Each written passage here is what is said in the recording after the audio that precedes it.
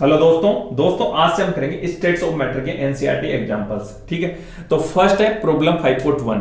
इसमें कह रहा है a balloon is filled with a hydrogen at room temperature, it will burst if pressure exceed 0.2 bar. If at 1 bar pressure the gas occupies 2.27 litre volume, up to what volume can the balloon be expanded. ठीक है, तो दोस्तों ऐसे कोई भी question आए तो एक ही वो इक्वेशन याद रखना, पीवी इक्वल टू एनआरटी।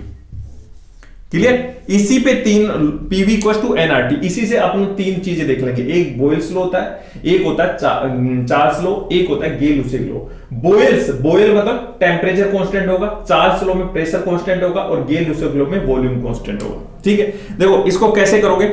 अगर जैसे बॉयल्स लॉ में क्या करोगे, टेम्परेचर कांस्टेंट, ठीक है, तो पीवी इक्वल टू एनआरटी। अगर नंबर ऑफ मोल्स भी कांस्टेंट है, टेम्परेचर आर कांस्टेंट है और टेम्परेचर कांस्टेंट है, तो pressure PV equal to constant हो जाएगा।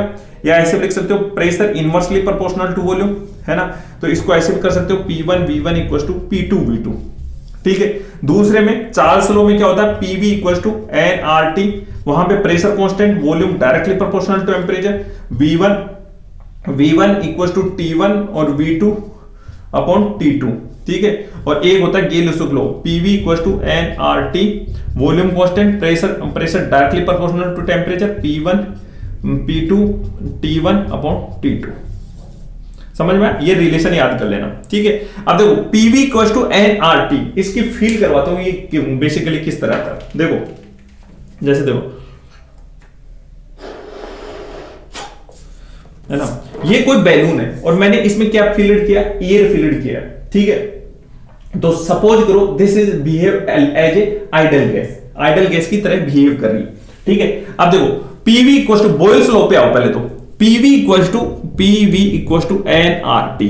ठीक है, तो यहां पे टेम्परेचर कांस्टेंट, अगर जैसे मान लो यहां बाहर का टेम्परेचर और रूम का टेम्परेचर, ठीक है, और इस गैस के अंदर भी रूम टेम्परेचर होगा ना, थोड़ी देर बाद में सब लोग थर्मल इक्विलिब्रियम में आने दो तो रूम टेम्परेचर हो जाएगा।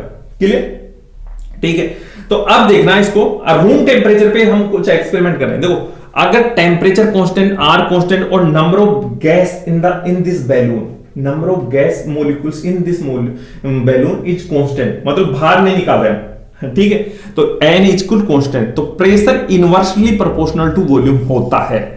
समझ में, ठीक है। अब ये होता कैसे, देखो दिखाता हूं, इसमें फिक्स कर लिए। ठीक है, तो देखो अगर टेम्परेचर कांस्टेंट है तो अगर वॉल्यूम को डिक्रीज करोगे, देखो वॉल्यूम को डिक्रीज कर रहा हूं, अगर इस वॉल्यूम को डिक्रीज करोगे, अगर ऐसे वॉल्यूम को डिक्रीज करोगे तो प्रेशर बढ़ेगा ना। अरे इसको वॉल्यूम को डिक्रीज करोगे तो प्रेशर बढ़ रहा है, समझ में।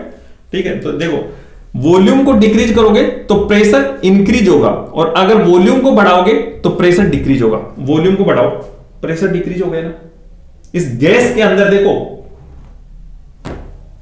क्लियर हो। दूसरा लॉ क्या कहते हैं, पीवी इक्वल टू एनआरटी, नहीं, ठीक है, वो कौन सा लॉ होता है, प्रेशर वाला, चार्ल्स वाला करो, volume directly proportional to temperature, अगर एन और आर सब एन आर कांस्टेंट है। ठीक है, तो इसमें क्या करना पड़ेगा, टेम्परेचर बढ़ाना, वो टेम्परेचर के साथ प्रेशर कांस्टेंट करना है। ठीक है, तो देखो अगर मैं इसका टेम्परेचर बढ़ाता हूं, जैसे मान लो मैं इसको हीटअप कर रहा हूं तो इसकी गैस, इस गैस के अंदर इसका टेम्परेचर बढ़ेगा ना, है ना। और अगर इसका प्रेशर कांस्टेंट, अब प्रेशर कांस्टेंट कैसे रहेगा, जब इसका वॉल्यूम बढ़ेगा तभी प्रेशर कांस्टेंट रह सकता है, नहीं प्रेशर कांस्टेंट नहीं रहेगा, क्योंकि जैसे ही हीटअप करोगे तो internal energy of the gas increase हो जाएगा। और गैस अगर इंक्रीज होगा, अगर वॉल्यूम फिक्स सेम है तो प्रेशर इंक्रीज होगा।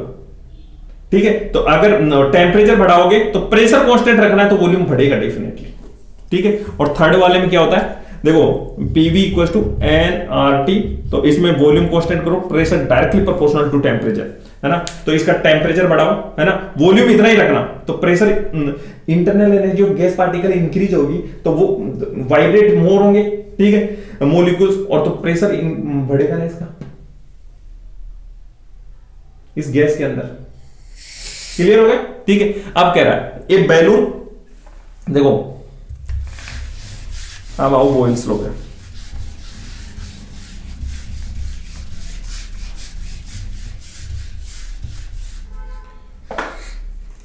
ए balloon is filled with hydrogen at room temperature. कोई बैलून है, वो हाइड्रोजन गैस है, ये कोई बैलून है, ठीक है, और field with hydrogen at room temperature, ये रूम टेम्परेचर पर। It will burst if the pressure exceed 0.2 बार। अगर इसके गैस के अंदर अगर प्रेशर 0.2 बार से एक्सीड हो गया तो ये क्या हो जाएगा, ब्रस्ट हो जाएगा, फट जाएगा।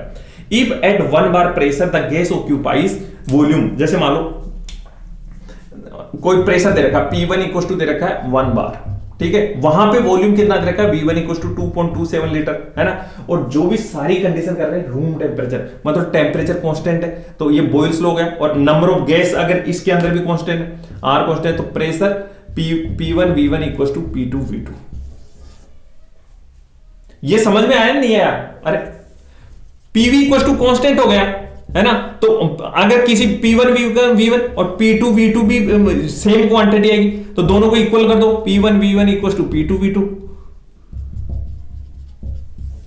समझ में, है ना, इफ एट 1 बार। और ये कह रहा है कि अपने को ब्रस्ट कहां होता है, P2 इक्वल टू 0.2 बार पे, है ना, तो वहां पे वॉल्यूम कितना होगा वो निकालना, तो इसमें वॉल्यूम पुट कर दो। देखो 1 इंटू 2.27 और 0.2 इंटू V2, तो V2 equal to 2.27 divide by 2 point को हटाओ, ये पॉइंट इधर चला जाएगा, है ना, और V2 equal to 11.35 litre. Clear, ठीक है। अब ये कह रहा है up to what volume can be balloon be expanded, मतलब इससे मिनिमम ही रखना है 11.35 लीटर से, इससे ज्यादा रखोगे ना तो फिर क्या हो जाएगा, ब्रस्ट हो जाएगा। समझ में आया?